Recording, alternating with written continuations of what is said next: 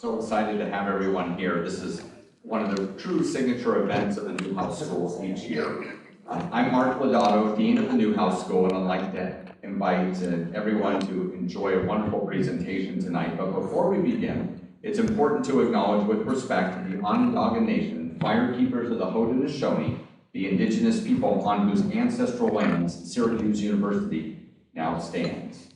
And I am pleased to welcome the 2022 winners of the Toner Prizes for Excellence in Political Reporting, which recognizes the best U.S. national or local political reporting in any medium or on any platform, print, broadcast, or online.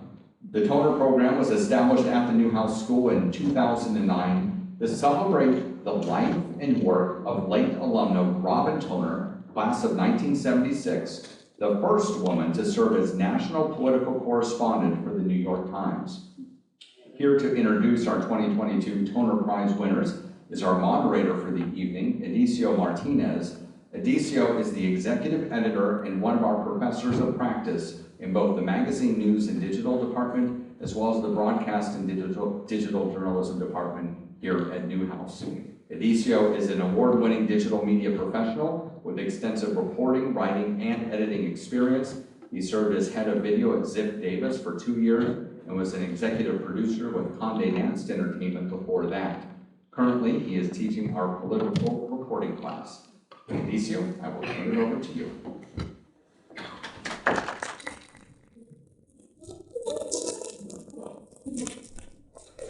Hello, everyone. Thank you so much, Dean Lodato. I'm excited to be here introducing this impressive work of the people on stage with me right now. They're here because of their exceptional coverage of the events leading up to the immediately following the January 6, 2021 attack on the U.S. Capitol. First, the Post. The Washington Post won the Toner Prize for Excellence in National Political Reporting for the story The Attack. The investigation into the causes, the cost, and the aftermath of January 6, 2021 attack on the U.S. Capitol revealed how law enforcement agencies failed to heed the mounting threats of violence in Washington, documented by the bloody consequences of President Donald Trump's rhetoric, and mapped how the deep distrust of the voting process has taken a hold of this country, shaking the underpinnings of democracy.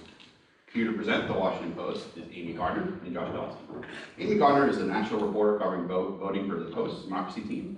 She has worked with the Post since 2005, covering the Virginia suburbs, and in 2010 returned to the Tea Party revolution and the Republican primary field in the 2012 presidential election.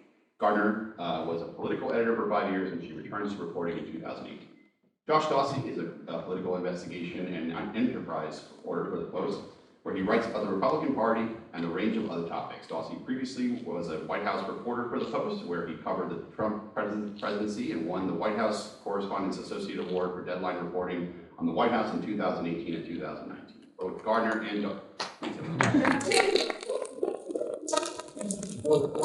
Dawsey were members of the Post team, and that won the 2022 Pulitzer Prize for public service coverage of January 6.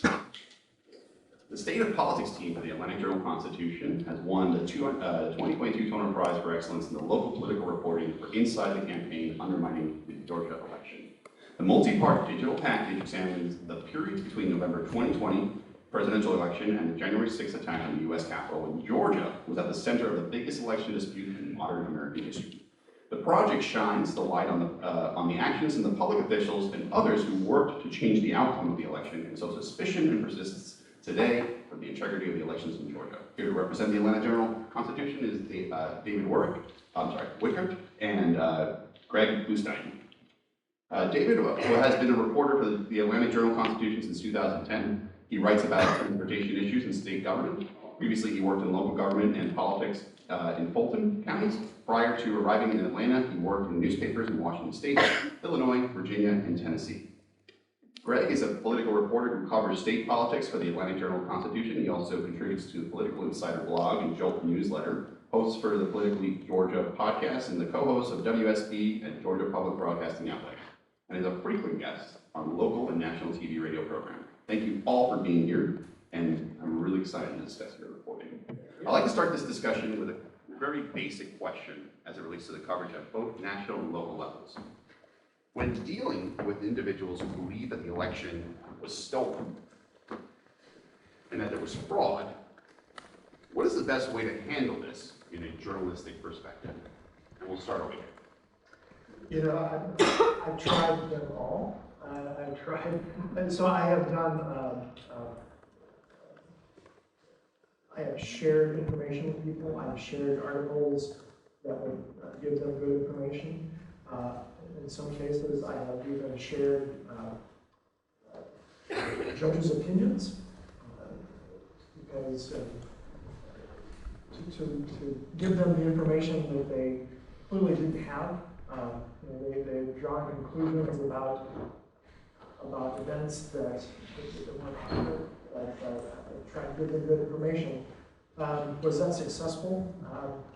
Probably not. I've shown them, I've tried to give people information, and I feel like that's the best I can do as a journalist. And two things before we start. First, what an honor it is to be here.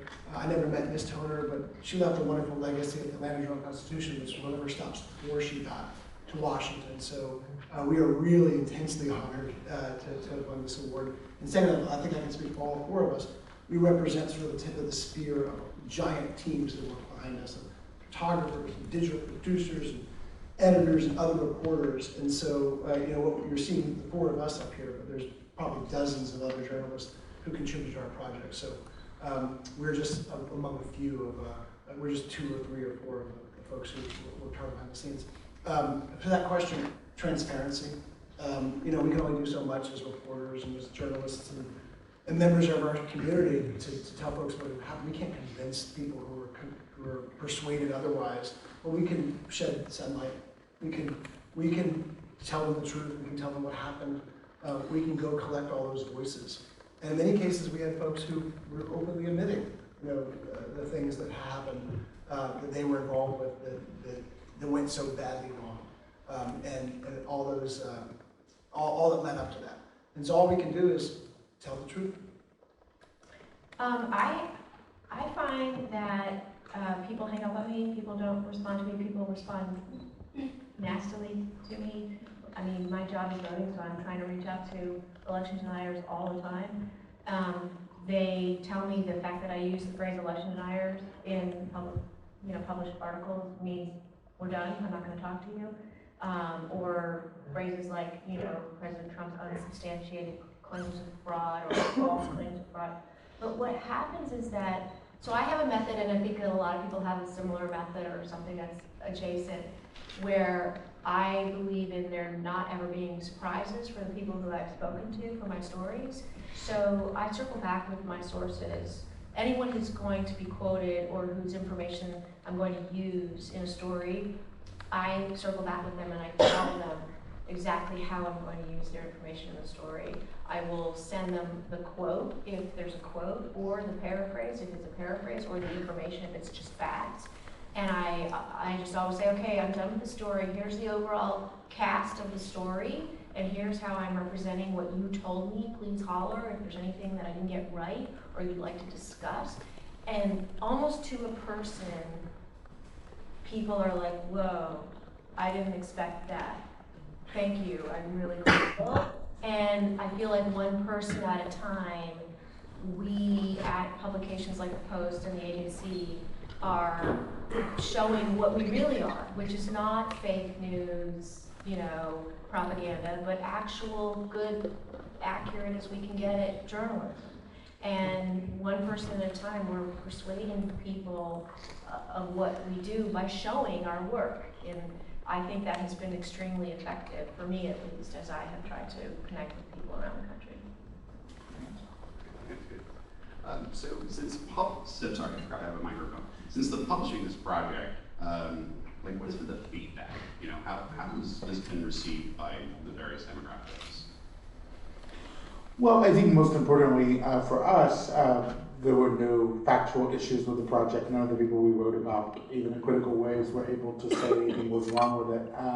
It brought in millions of readers to the Post, folks who were engaged more with the work by minute than other anything we've done in a long time. I mean, we committed 38,000 words to this project, which is, far more than we do most on any topic. It's really about half the length of a full novel. And we were expecting our readers to hopefully come along with us on this. And it's why we did a lot of interactives and we did a lot of digital designs and things that tried to immerse you in the story. So you felt like you were with us, you felt like you were there, you felt like you were living it kind of minute by minute.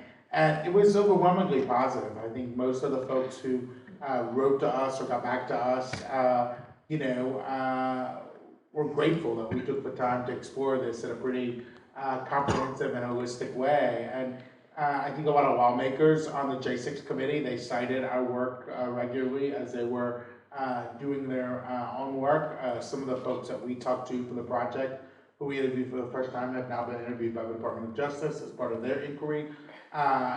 They certainly were able to get more out of some people than we were because they have subpoena powers and they're able to compel people to testify in ways that journalists cannot.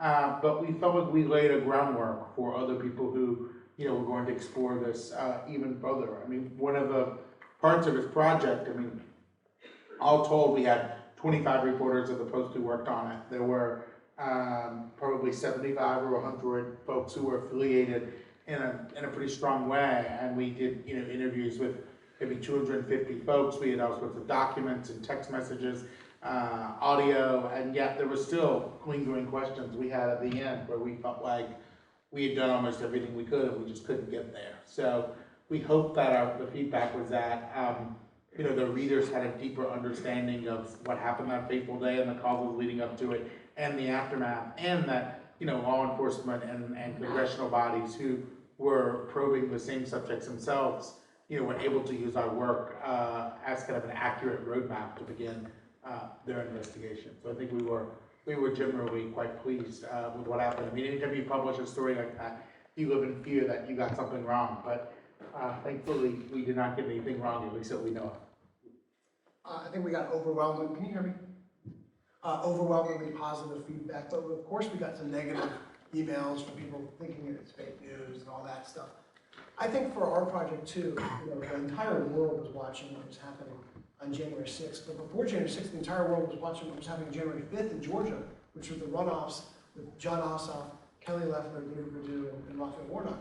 And suddenly, even for our own newspaper, that was going to be an above-the-fold, biggest story in the world type outcome, and then for our own newspaper, it became below the fold. Right? And I'm the last one to complain. Damn it! Yeah, I was not complaining about it. It made complete sense. But we then had to go and decide, how do we put this in context to our readers who were so closely following and voting in those epic consequential runoffs that flipped control of the U.S. Senate. Every line in our story did not necessarily break new ground. There were plenty that did, but every line didn't break new ground, and we kind of went into it with the idea that we were going to package together a story to put it in context.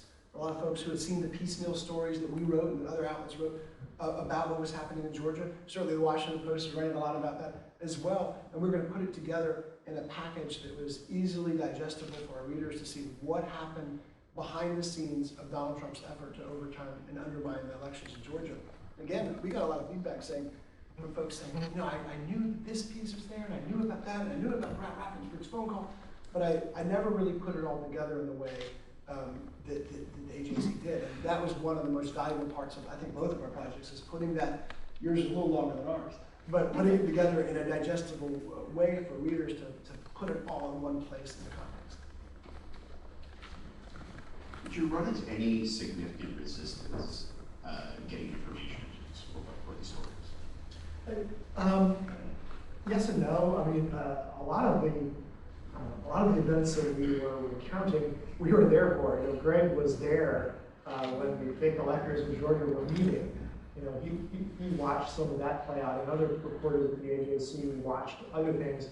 For the stuff that we weren't there for, that's what YouTube is for, and social media. I mean, I watched, and even for things that, so I was at the first hearing in which Rudy Giuliani unveiled this video from State Farm Arena in Fulton County that he said was a smoking gun for voting fraud. I was in the room for 6.5 hours as he was walking through that and other allegations. I could still go back and watch it again, a year later to, I took 20 pages of notes from that hearing, but But when it's been a year later, even your notes aren't necessarily the best way to go. So I went back and watched it all again. So in that sense, there was, information was plentiful. What was a little more challenging was getting some of the people we wanted to talk to us, particularly the people we were focusing on, who played the biggest roles in trying to overturn the election. We did get, in terms of the state legislators who we were focusing on, we got the person we most needed, and that's because, again, it wasn't me, it was Mark Nisi, one of our legislative reporters, who had a relationship with this guy and was able to talk to him. But others, Greg, correct me if I'm wrong, some of them were running away from you because you were trying to talk to them. So, and ultimately, some of them didn't talk to us, but we still have a story. And I just add quick, these are folks that we've known for years, and we're on, it's hard to replace on-the-ground reporting in a state like Georgia, where the sources we were talking to, I've covered, some of them I've covered since college. Brian Kemp I've covered since I was in a lot of their shoes, when I was covering him at our student newspaper at the University of Georgia, and he was running for state senate as an unknown construction worker. And so those relationships, sometimes they helped, sometimes they didn't help. David said some folks just ignored us or tried not to talk to us, even though they knew that we'd keep on bugging them about it every time we saw them. But I'll say I don't know the future of Twitter right now, but it certainly did help because it memorialized a lot of those in-person events that we covered. So I could go back, because I live tweeted. To my shock, I didn't know there would be a bunch of fake electors, because I knew half of those electors and had even interviewed them the night before and said, you guys are going to try to pull some scheme, are you? And, oh, no, we're not. We're going to let the Democrats have their day. And I show up, and I'm at the second floor of the Capitol, the big lobby, and there's a giant oak door, room 212, I think it was. And there's an unfamiliar face in front of the door, but I see some familiar faces behind it. What's going on here? Oh, it's just an education meeting. Okay, it seems like there's 14 Republican high-profile people behind it, and quickly we find out that they were fake electors trying to perpetuate this scheme, and it was instrumental for our story because, we were there, and so we could report it firsthand exactly what was happening. It was nice to be able to go back to Twitter also and say, And Greg had audio, which we could consult again, and I think that Josh should address this for our purposes because of the challenge of the during chapter of our before, during, after package was documenting what happened during those 187 minutes of inaction in the White House. Yeah, one of the things that we did as part of our project was we had various teams of reporters who made a list of all the folks we thought may have information, maybe privy to information, may have documents, may be worthwhile talking to. And there were hundreds and hundreds and hundreds of people that we split up. And I was part of a team with my colleagues Phil Bucker and Ashley Parker that were responsible for kind of a Trump campaign and the Trump White House and the RNC kind of side of the reporting.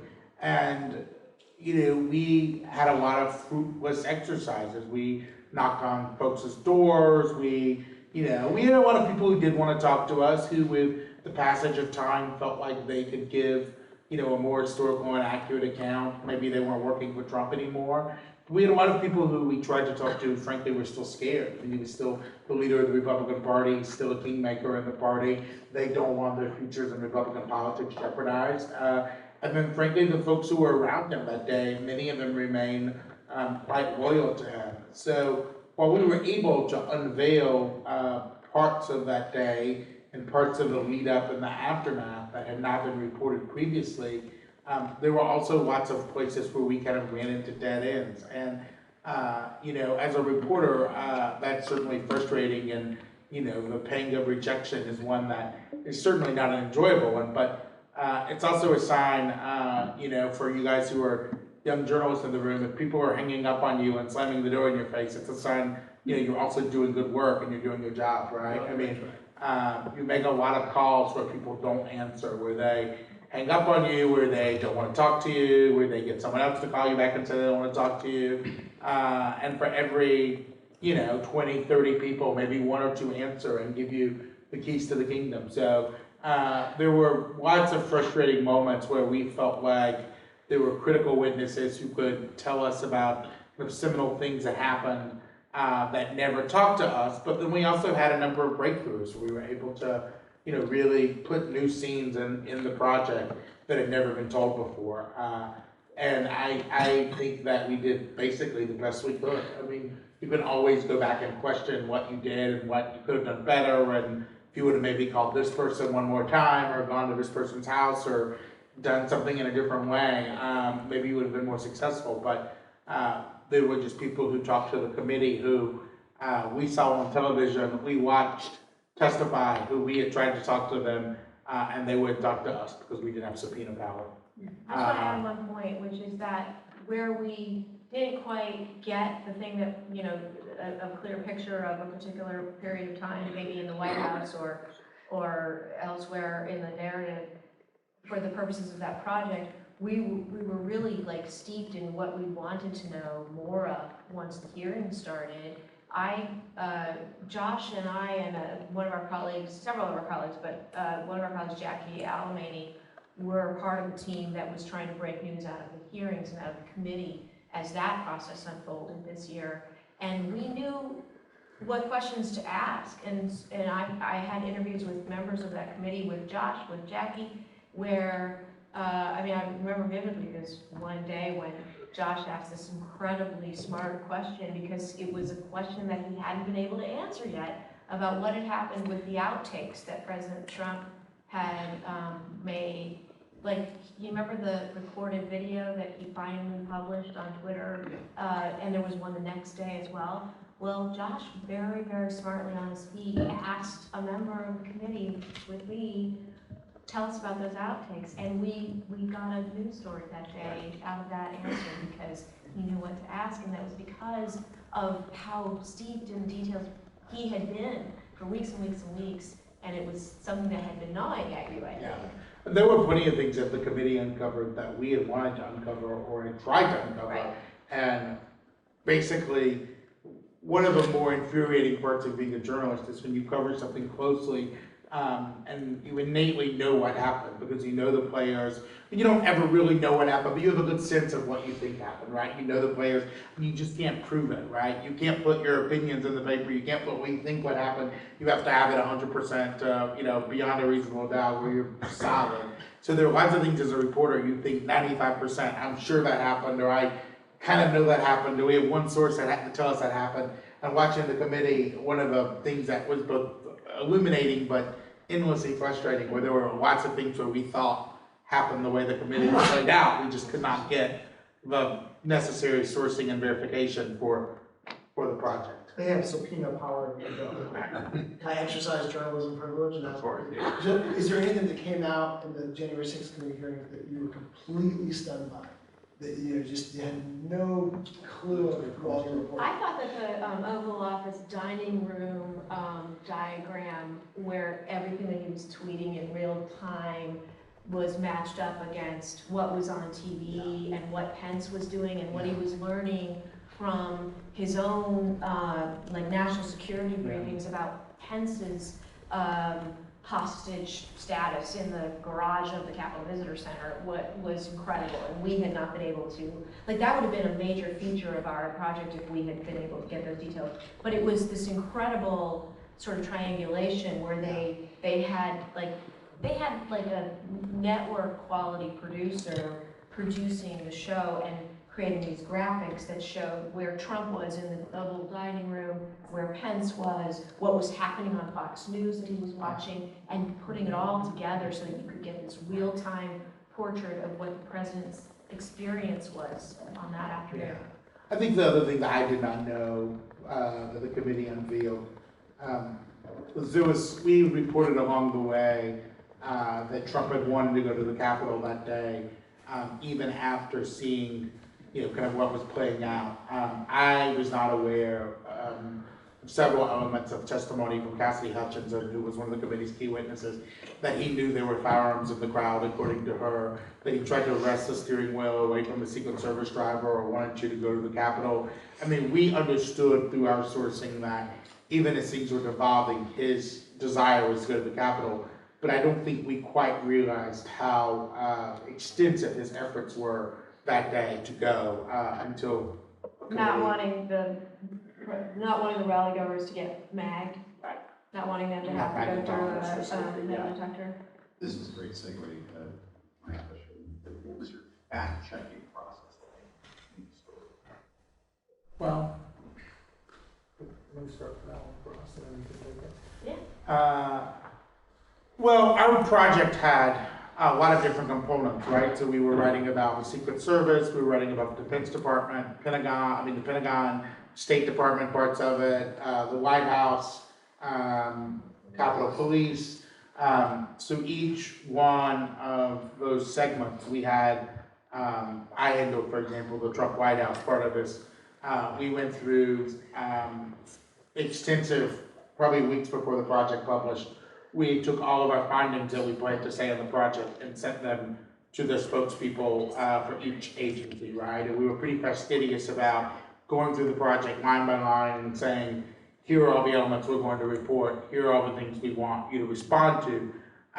In the case of the former Trump White House, they did not engage in a wholesome way. They sent us a long statement basically calling the entire project fake news, but did not engage on the elements. So then we took the elements of the project to various sources who we had used along the way and got them to do fact checking, reading extensive parts of the story aloud, going over exactly how we were framing things. And I think that happened in every part of the project where we wanted, as Amy said earlier, no one have any surprises.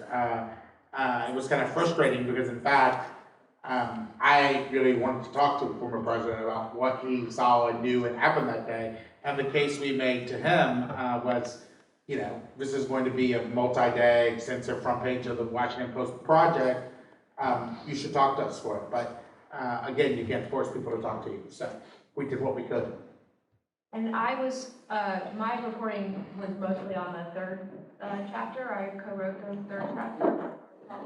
Glass Helderman chapter, and so a lot of my reporting was in the sort of aftermath of the growth of the election denial narrative in America.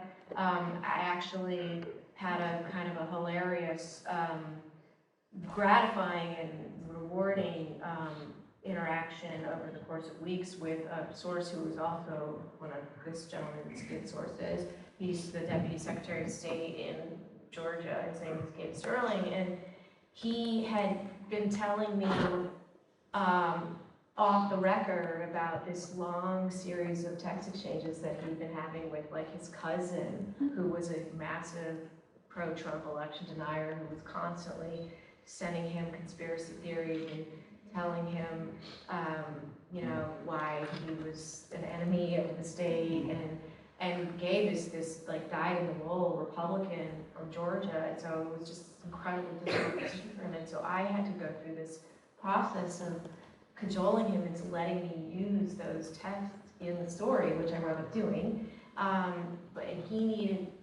I needed him to let me reach out to the cousin, and who still follows me on Facebook and sends me hateful messages periodically.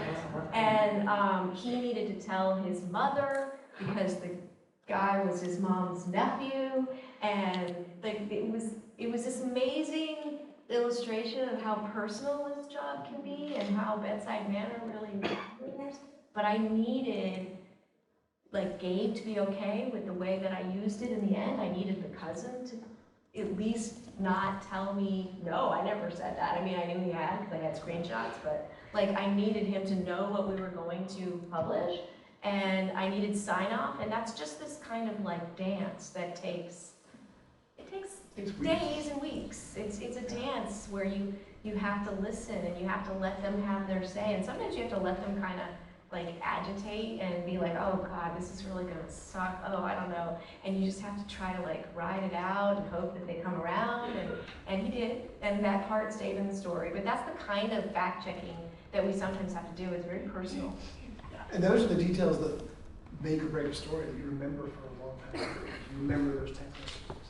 And it's funny that both these guys said there were surprises, because that's one of my mottos too. It's nothing I ever learned in Jay's school. It's nothing, or if I did, I was probably not listening. It's nothing that I learned from. It's just something that you just develop as you report, because you work with these folks every single day, and then that's perfect.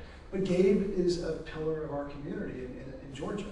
And so I live right around the corner from where Gabe lives, so his dad died at his dad's funeral, right? I mean, it's just that those types of folks, not doing it for a story or anything like that, it's just, you build those rapports with people, that reputation with people, and they expect that out of you too.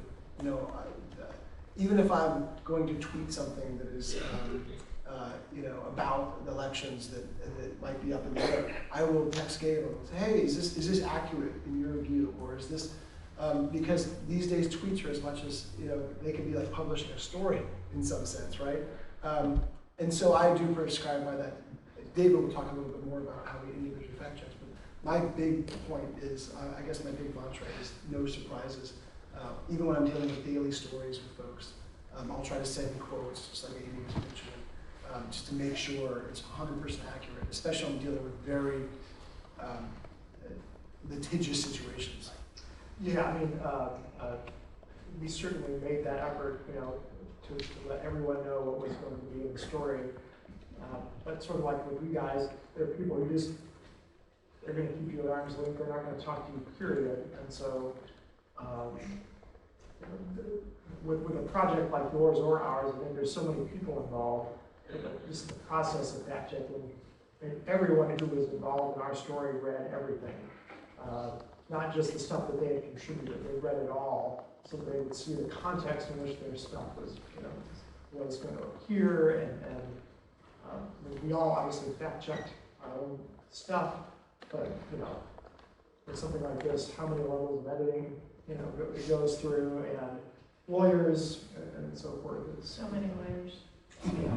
What was that final meeting called where we were stress testing the actual, the bugs, the debugging? Yeah.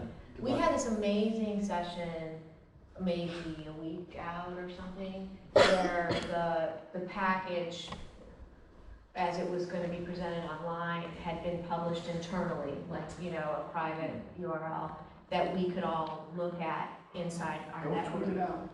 Well, it wasn't live, it was totally, you had to be inside the network to see it, but, so we assembled this group of like 30 people in this, our biggest conference room. Everybody's got their laptop, and people are on a Zoom screen up on the wall, and we had different people assembled for each of the 3 chapters, and we went through the entire online presentation. We read every single caption, every credit line, every photo credit. We clicked on every link to make sure it went to the thing that it was supposed to go to. What else did we do? We also did it on mobile too. We had people reading on mobile and iPads to make sure that the mobile version looked okay, and all kind. We called it the debugging section, and all kinds of things got caught. Like this picture went off the screen on mobile and needed to be fixed, and we had the design team in the room. Like they were like freaking Captain Kirk. They were like done. Like you tell them this picture, okay, fixed. It was like. I mean, this is one of the advantages of being a large organization with the resources to devote to this kind of project, but that wasn't necessarily about the facts of the reporting, but it was about the integrity of the project and how it was going to be seen by the reading public. So one additional level of fact checking that we weren't counting on happened for us, which was in the process, so we've gone through all of our editing and so forth, but there's also a design process, especially for a multimedia project. And in the process of ours being designed, the designer accidentally published it. A week before it was supposed to go online. And I get a text from the spokesperson for the Secretary of State's office who texted to me and says, "What's this?" And I said, so immediately I'm like, panicking, and eventually, within half an hour, it gets unpublished. But they'd seen it, and it's just like, well, okay, since you've seen it, you give me problems with it. Wait, so you guys unpublished it? Yes. Did everyone know that at the time? No one tweeted it out or anything like that. Yeah. It's just auto-populated, Wow. I guess. You can imagine. Do you know how many people saw it before it got unpublished? Wow. What was the CMS you were using? What do we use? Arc or Method? I can't remember. Oh my Well, God. we use ARC, but they didn't do it in ARC. Yeah, they did it in some special, yeah, you don't want to get into the CNS. I love CNS, that's fine. That's fine, let's go to the next question. So you all have different respective backgrounds and prior experience. How did that help you prepare for this type of stories? Well,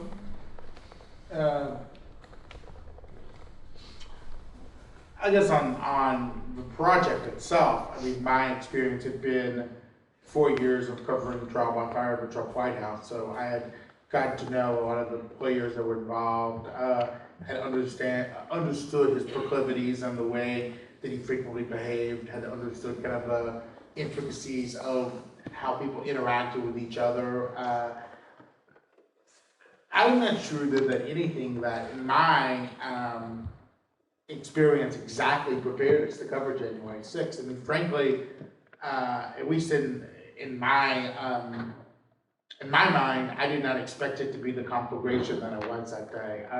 I did not envision both people storming the Capitol. I did not envision there being, hours of armed combat inside.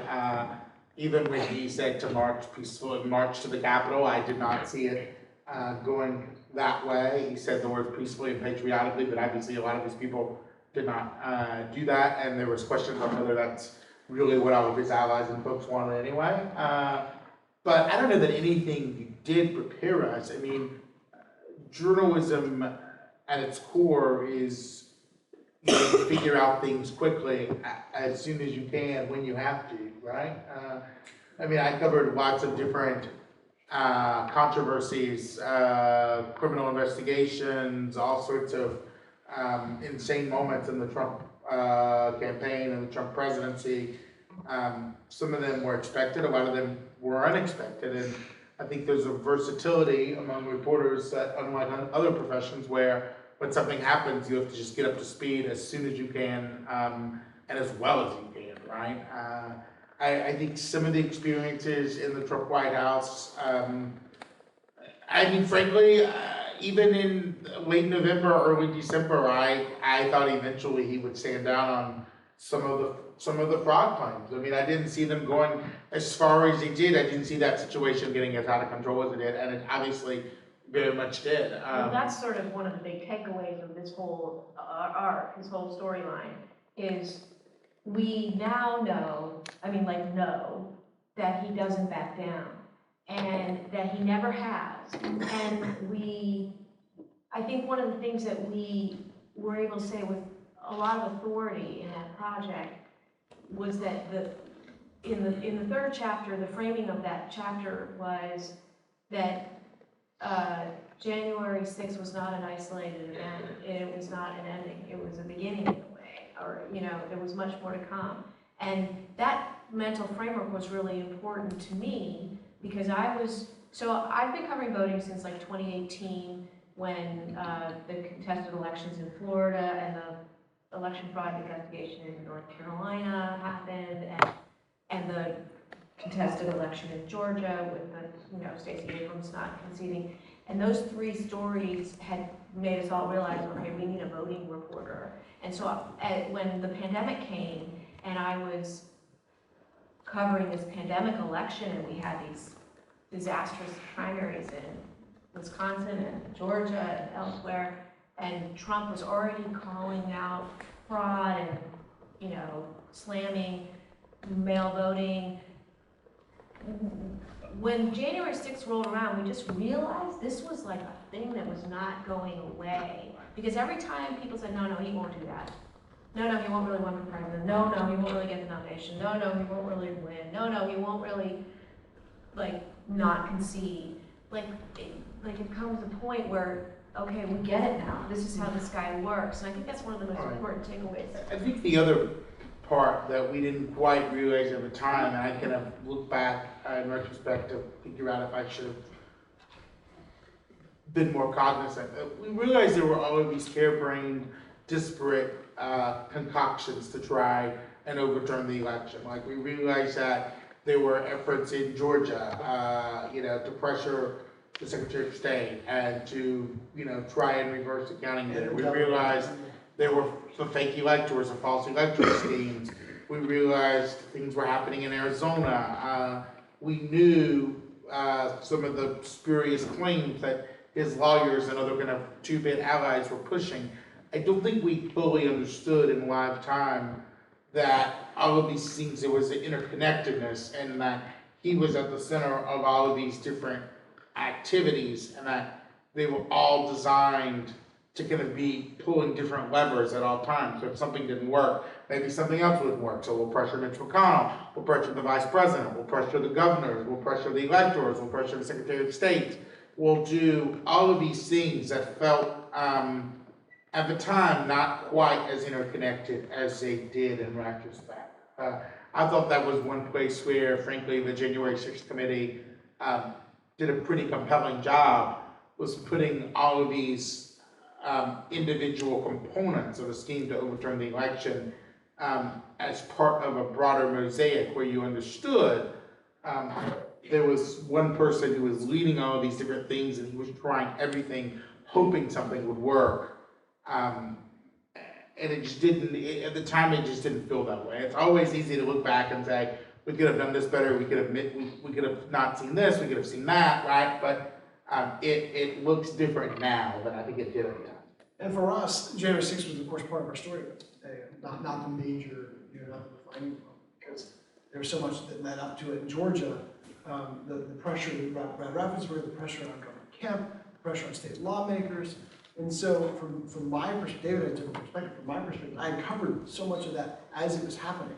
My main job, as it is right now, because we have another runoff in Georgia, but this is my one night off from the runoff being in Georgia, because we have 3 weeks until Herschel Walker versus Raphael Warnock all over again for Raphael Warnock. But back then it was a 9-week runoff, now it's a 4-week runoff. And my main job is living and breathing that 9-week runoff. And again, that was during the pandemic, so, or at least doing, still a pandemic, but doing some of the worst parts of the pandemic. So, I'm home, my kids are home, everyone's home. I'm sitting there, I'm interviewing future Senator Raphael Warnock with my kids running around the house, and all that kind of crazy stuff was happening, but I'm living and breathing these stories and writing them as they happen, barely, kind of getting a chance to come up to the surface. And this project was an ability to go back to all those stories and put them all back together again, just as Josh was talking about, putting them into that framework. So unlike these folks, I'm not primarily a political reporter. We have a great voting rights and elections reporter in Mark Nisi. Greg lives and breathes the campaign trail. We have other reporters who do the same. But my primary job is transportation, which is also a big deal in Atlanta because traffic is screwed up.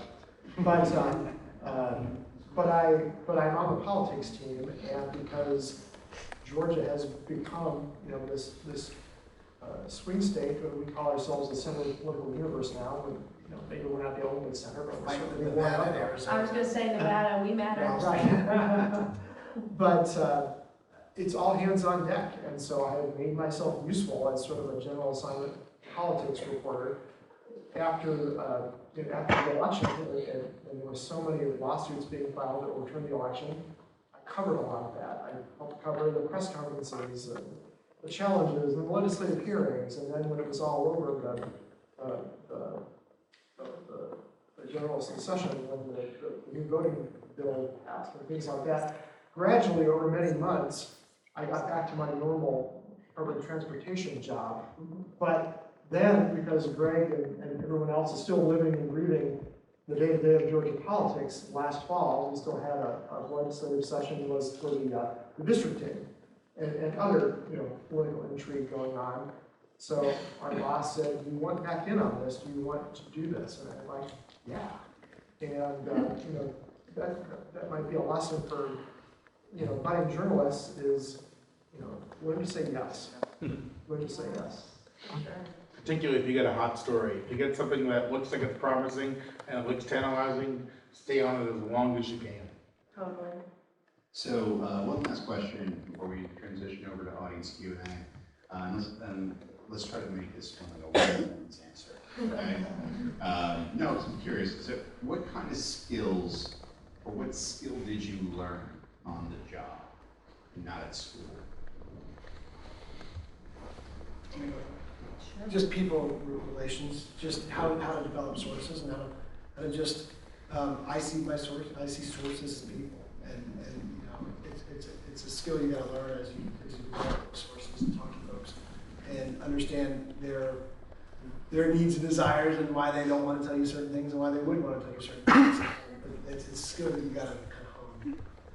I would say that I have, for being an investigative reporter, is not complicated. It's hard work, but it's actually very simple. It's just about being dogged. It's about calling 10 more people and 10 more people again and looking up every single filing in that federal court case and finding something in one of those filings that nobody else has.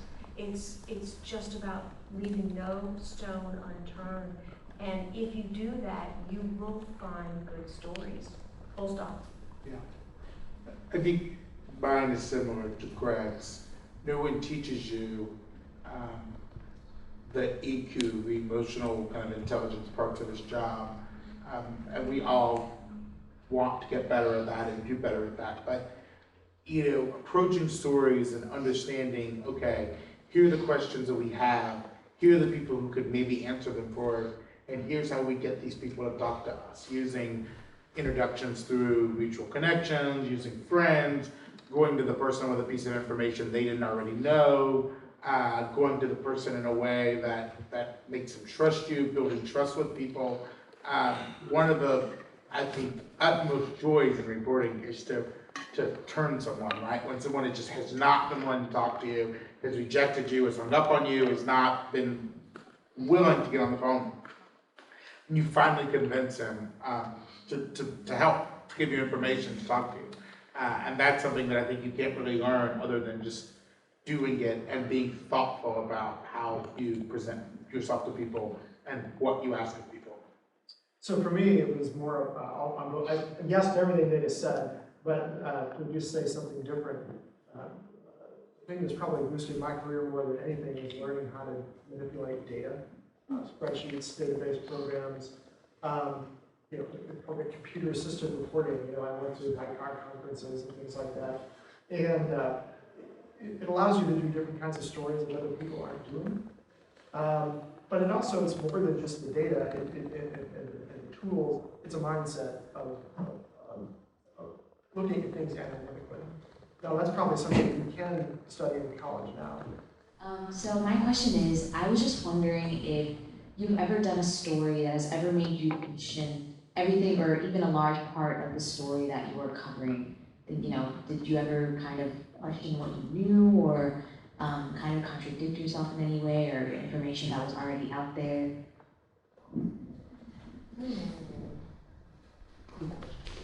I mean, sometimes that happens after campaigns are over and you go do those exit interviews almost, and one of the most important things you do after a campaign is go sit down with everyone and say, okay, what did I miss? You know, why were you doing this moment in this very important moment in campaign? What drove this? Because we wrote it was because of X, Y, Z, but was it really? And I think that helps you kind of reconfigure your own mindset about what was happening in this big moment, even if it's not necessarily a big story that you write out of that. Like, oh, that's what drove you to do this thing. That's what drove you to make this policy statement. And sometimes it's really silly stuff. Sometimes it's a tweet that the candidate saw and got really upset about, and just decided to change his or her entire strategy. And sometimes it's really calculated, and it's all well formed. That's the first thing that came to mind. Yeah, what's up? I have a like driving principle that I try to follow, and I'm not so much a political reporter anymore. Like I'm not writing about campaign, but I'm writing about voting. So of course there's politics involved in my stories. But we have a senior editor at the paper that we both admire a lot, named Stephen Ginsburg, who's been my editor for like 15 years, and he taught me this principle that I have never let go of, and I try to aspire to whenever I'm writing stories in an election cycle, which is our job is not to predict what's going to happen, but our job is for there not to be any big, huge surprises for our readers. So we want our reporting to encompass the universe as possible. And so that's really tricky because you don't want to hedge too much to the point where your stories just read like mush, right? But you also, you want to be careful about what you do and don't know. So this election cycle is a really great example of that, because we didn't know what was going to happen with election deniers, and we didn't know whether they were going to win, or if they lost, whether they were going to concede. And we laid out the possibilities. There was a possibility of massive wins by people like Harry Lake in Arizona, and Mark Fincham, and Adam Laxalt, and Jim Marchant in Nevada, and Doug Mastriano in Pennsylvania, and they all lost. And our stories hold up because we laid out the possibilities, and we laid out the rhetoric that they had all espoused about wanting to, having participated in trying to overturn the 2020 result. But we learned something new that we couldn't have known before the outcome, which is that the American public found them too extreme. And now things have shifted. Now, have they shifted permanently? Maybe not, because things felt like they shifted after January 6th too, and then they shifted back, right? Like Kevin McCarthy was calling for sanctions against President Trump, and that obviously changed. And now it feels like things have shifted again, and maybe it will last a little longer, maybe it won't. We don't know. And so I think that's one of the driving principles to not like get it wrong, is to really be honest about what you really know and what you just know is a possibility, and what the forces are. Our job is to sort of document the forces that are at work without predicting which of those forces succeed.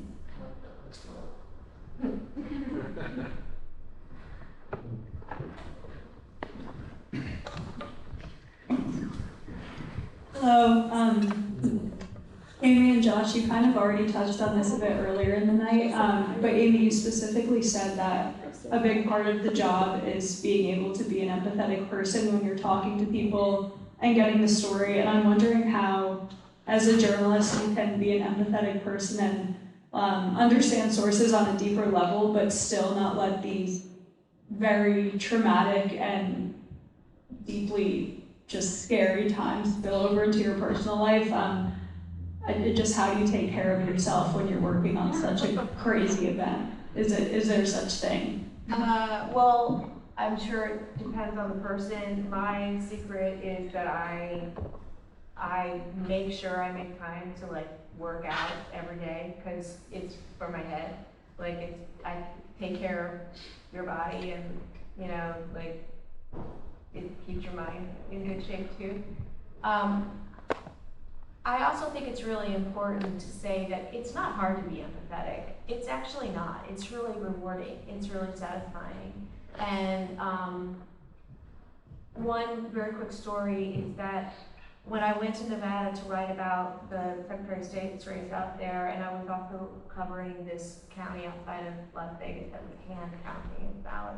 And I sat with a group of volunteers who were all Trump supporters who believed that the hand count was the only way to get an accurate result. They believed that the Newhouse voting machines had stolen the election in 2020. And I sat in a little room with this group of 4 elderly people who were among the volunteers who were getting trained on how to do the hand count. And you know, they said things that were just factually incorrect about the 2020 election, and factually incorrect about how accurate a hand count could be. But they were also like real people. And I developed I'm still texting with one of them. I quoted him extensively in my story, and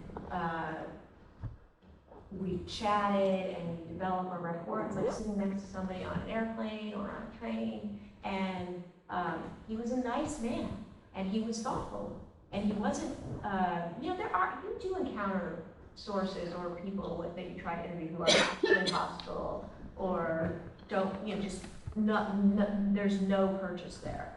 But when you encounter somebody who's polite and thoughtful, and it seems to be coming from a place of trying to be, you know, sincere, it's really easy to be empathetic. I actually talked about him on a Washington podcast the other day, where the interviewer really wanted me to go deep on this guy, Jay Goldberg was his name, and I just said he was a nice person who I think was manipulated and misled by a president who he believed in and whose policies he still believes in. And I get that. Like, you want to believe in the leader that you thought was the right guy for our country, and he's telling you lies, you better believe him. That's really it.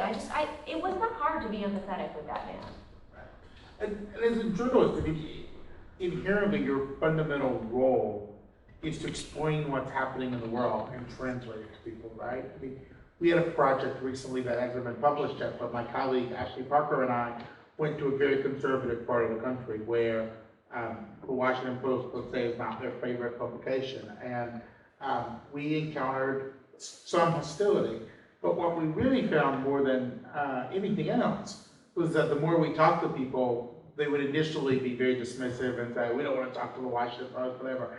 And then we would stick it out with them, and we would get to the point where we would have to end the conversation because it would be an hour and a half later, right? And we found that a lot of these, there's a lot of polling and data that suggests that the media has taken a reputational hit and fewer people trust, the media these days. And it is incumbent, I think, upon all of us to try and build trust with readers. But I also think people kind of, let the monolithic, the media in a way where when you actually encounter people one-on-one, and you can build a relationship with them, you can often find that it really is fruitful. I mean, oftentimes when I was covering former president, I would find people at rallies who, I went to, maybe 50 or 60 rallies over the years of his, who would be wearing, maybe an offensive shirt or would be carrying an offensive sign. And I would go talk to them, and I would find them to be far more thoughtful than I expected when you got on different topics. I mean, most people are messy, right? Not most people are not entirely good, they're not entirely bad. Most people are messy. And most sources are messy, most situations are messy, and I think trying to write about the world as it is and not projecting as what you want it to be is something that is quite valuable as a reporter. And I think showing empathy to people and letting them understand you as a human and back at them and trying to tell their story, not where you let them lie or say things that are false or say things that are not based in fact, but where you try to explain their perspective and where they're coming from, I think is quite valuable. I think it's maybe the most valuable thing we do.